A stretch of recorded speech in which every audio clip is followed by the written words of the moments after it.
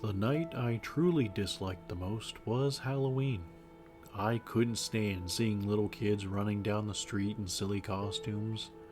I also found it frustrating how people would practically worship candy for an entire night when it could be purchased from the store any day of the year.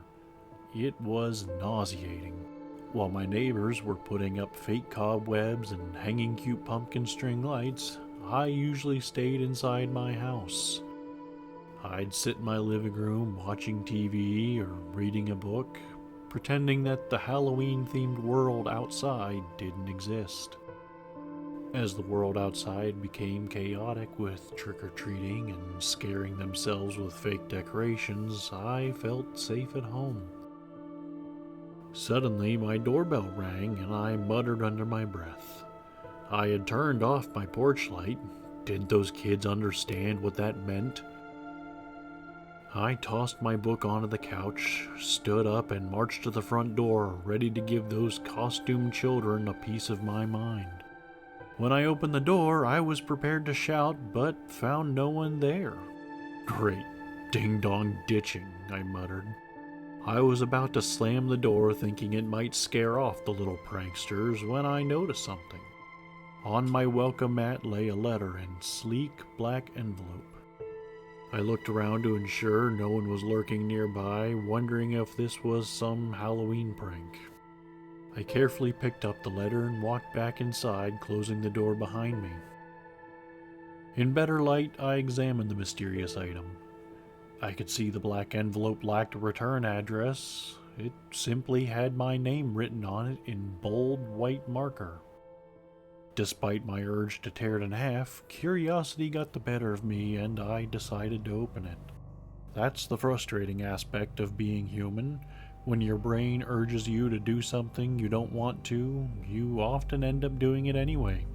I ripped open the envelope and pulled out a heavy cardstock invitation, surprised by what it said. Dear Thomas Crawford, you have been cordially invited to an exclusive Halloween party at Blackwood Manor. This year, things will be very different, and the party will begin upon your arrival. I read the letter again and noticed it lacked a date or time. It was just a random note sent to me. Blackwood Manor was an old abandoned estate on the outskirts of town. Everyone in the neighborhood claimed it was cursed, haunted, or simply too old to bother with. I never believed in such nonsense. I knew Blackwood Manor was just a dilapidated place I passed on my way to work, wondering when someone would finally tear it down. This had to be a prank, and I knew who was behind it. My foolish friend Mark. He was aware of how much I loathed Halloween, and now he was pulling a prank to see how I would react. I considered ignoring the letter altogether, but that little spark of curiosity in my brain urged me otherwise. Besides, if this was Mark's Halloween prank, I could give him a piece of my mind.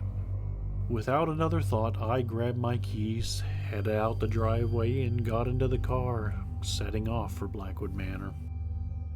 The drive to the manor felt just as ominous as the letter. I had traveled this road many times before on my way to work, just never at night. The trees appeared like skeletons, clawing at my car and resembling monsters. The road felt more uncomfortable than usual. Was I going the wrong way, or was the Halloween spirit just messing with my mind? Soon I arrived at my destination, stepping out of the car. The massive silhouette of Blackwood Manor loomed against the night sky like something out of a horror movie. The windows stared back at me like vacant eyes. I looked around and saw no other cars or lights, only a single flickering jack-o'-lantern sitting on the porch. I realized Mark was going overboard with his prank, and I was determined to let him know when I confronted him and anyone else involved. As I walked up the porch, I noticed a massive oak door slightly ajar. Nervously, I pushed it open, and it groaned loudly on its ancient hinges. I stepped into the cavernous, dust-covered foyer. The air felt thick and cold, filled with the scent of mold and forgotten things. Moonlight streamed through a stained glass window above the grand staircase, painting the decaying floor in sickly colors that made me feel nauseous. I looked around and still didn't see Mark or anyone else. The prank was starting to get on my nerves. I envisioned slapping him across the face or punching him until his nose bled. I noticed an antique writing desk sat in the center of the room, illuminated by a lamp that was already on for some reason. Leaning against the lamp was another letter in a sleek black envelope. I walked over to the desk and picked it up, noticing it was just like the letter from my house, with only my name written in white marker. I tore open the envelope and pulled out the letter, unfolding it and noticing that the handwriting was different from the first one. This time the writing was sharp and elegant, but I could still comprehend its message. "Welcome to Blackwood Manor, Thomas Crawford. The rules are simple. You must escape alive before midnight. Failure to do so means you will become part of the festivities, permanently. There are no safe zones, so your time starts now. Enjoy the ride." Suddenly, I felt my blood run cold. I realized this wasn't Mark playing a silly Halloween prank. It was a random stranger trying to kill me. At that moment, a deep, resonant gong echoed throughout the manor, making me jump. My heart raced in my chest. I whipped around and I noticed an enormous grandfather clock nearby, its ornate hands pointing to 10 o'clock. Only 2 hours. I had 2 hours to escape. But what was I supposed to be escaping from? My annoyance quickly turned into a chilling fear. I rushed to the front door and pulled on the doorknob, but it wouldn't budge. Unlike when I arrived, it was now locked from the outside. Then I remembered that since Blackwood Manor was so old, I might be able to pop open a window and crawl through it. I ran to the nearest window, which was covered in grime and cobwebs, but in that moment I didn't care. I noticed screws sealing it shut, preventing me from opening it. I cursed loudly, my voice sounding pathetically small in the vast silence of the manor. Everything around me began to feel cold and painful because this wasn't a joke. This was real, and I was a victim trapped in it. I decided to start my search for an escape and began walking, my footsteps echoing against the creaking floorboards.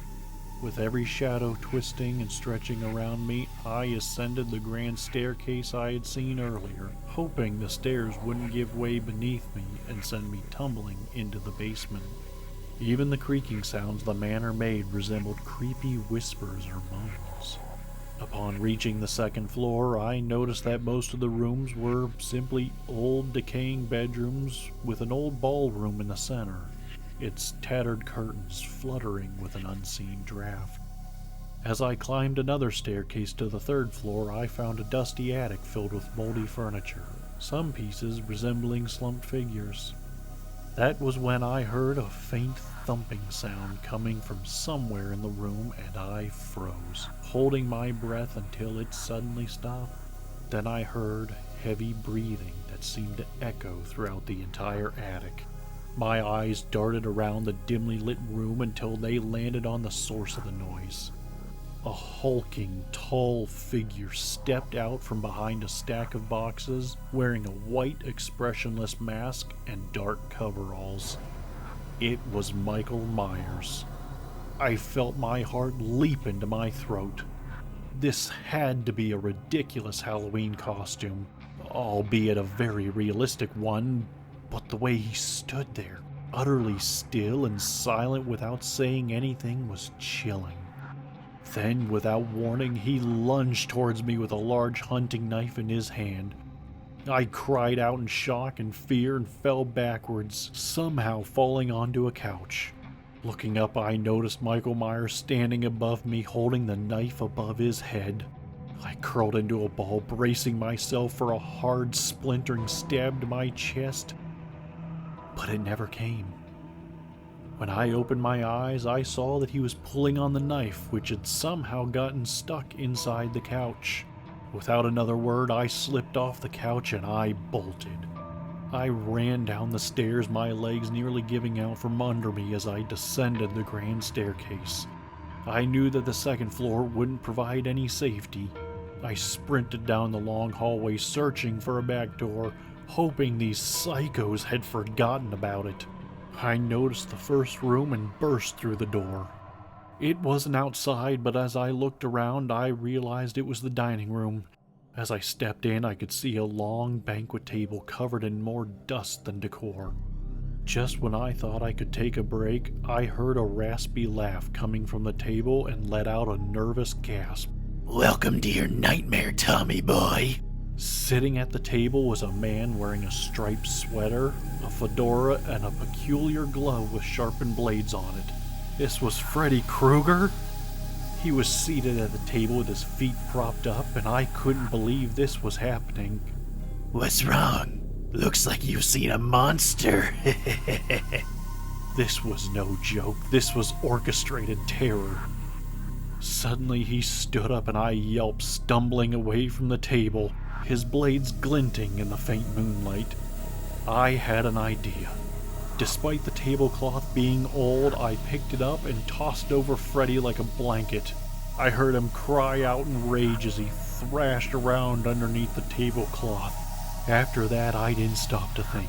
I turned around and ran out of the dining room, somehow ending up in the kitchen, rushing past a pile of rotten food and dirty dishes into another room. I bent down, breathing heavily. The room smelled of decay and mold, and I could hear various sounds coming from an open door. A loud cutting noise and a faint buzzing sound. Realizing I probably wouldn't escape this manner of nightmares, I decided to explore that room. When I stepped inside, I saw it was a place where people prepared meat to be cooked and made into dishes. I noticed two figures chopping and preparing the meat. They didn't seem to notice me until suddenly they both looked up, making me jump. One figure was holding a machete and wearing a hockey mask. It was Jason Voorhees, who raised his blade and cut a hunk of meat off a piece he was working with. And I heard the revving of a chainsaw. When I turned around, I saw Leatherface cutting up a large piece of meat attached to a chain. Immediately, both of them stopped what they were doing, but didn't drop their weapons. Without thinking, I rushed out of their strange meat preparation room and slammed the door shut, leaning against it, gasping for breath. The door shuddered under a heavy impact and I scrambled away. This wasn't jump scares, this was a pursuit. These people, whoever they were playing for their sick entertainment. I ran back into the main hall, hoping I wouldn't encounter another horror movie killer. I considered kicking the front door down or throwing something at a window to break it. That's when a small door by the staircase caught my eye. Perhaps this was a servant's entrance? I rushed over to it, but then hesitated. This probably led to the basement. What if I ran into Ghostface or Chucky, that little evil doll? Maybe it was a secret escape. I opened it, no longer caring, and plunged into the darkness beyond. The passage continued to descend into complete darkness, and my hands were feeling along the damp, rough wall, the air growing colder. I could hear the sounds of weapons, laughter, and footsteps. Those maniacs were after me, and I couldn't do anything when they caught up with me. I felt like a helpless animal caught in a hunting trap. I was breathless and soaked in sweat, and my mind was racing, trying to find an escape from this terrible place. Suddenly I heard a familiar gong through the walls. Grandfather clock indicating it was 11:30. Only 30 minutes left. I reached the end of the passage and I thought that was it. But the wall opened up like a large stone door and I stepped into what appeared to be a cellar. This place was even colder than the manor. It had dirt floors and stone walls, and I noticed barrels and boxes covered in cobwebs. In the very center there was a faint beacon of hope. A rusty iron door slightly ajar with a sliver of moonlight spilling in. Freedom! A surge of desperate hope coursed through my body.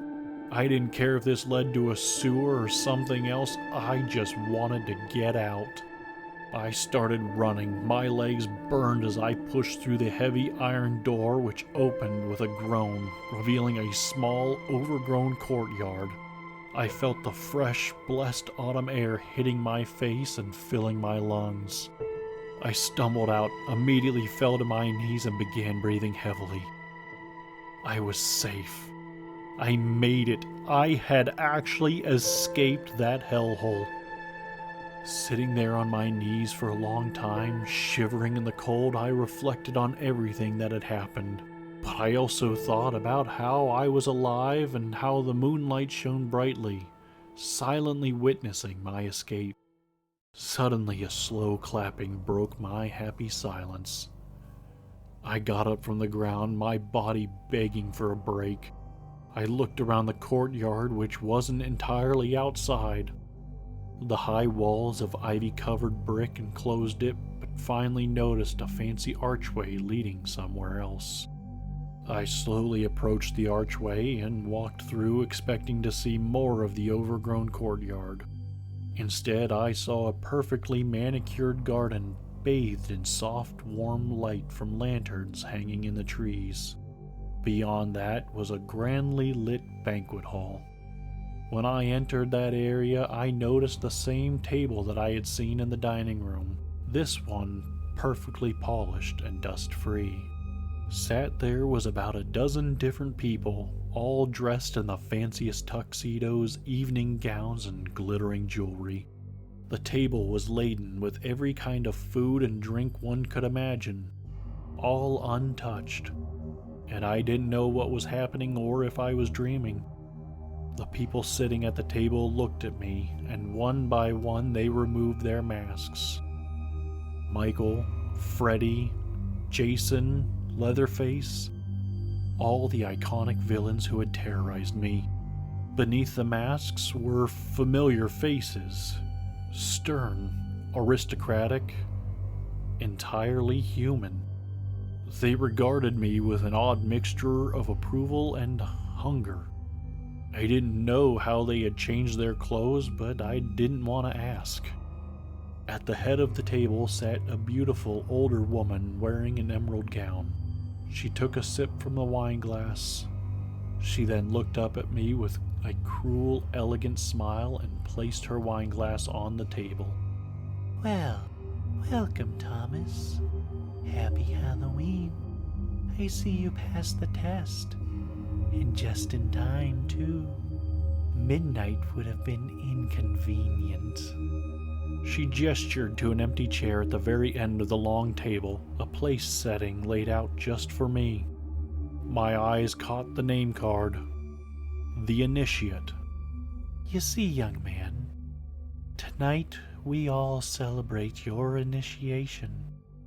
Our game or escape was merely a test. We've been looking for someone with your particular mixture of fear and tenacity. Someone who truly understands the raw terror we crave. My blood ran cold, but this time it was a permanent feeling in my bones because this was far worse than I could have imagined. I wasn't escaping Blackwood Manor. I was becoming a permanent part of it, possibly forever. Now, Thomas, get ready, because the real party starts now. And you, our dear initiate, are going to be the best host we've ever had. She then picked up her wine glass and the rest of her companions followed suit, their eyes gleaming red. Now I really hated Halloween.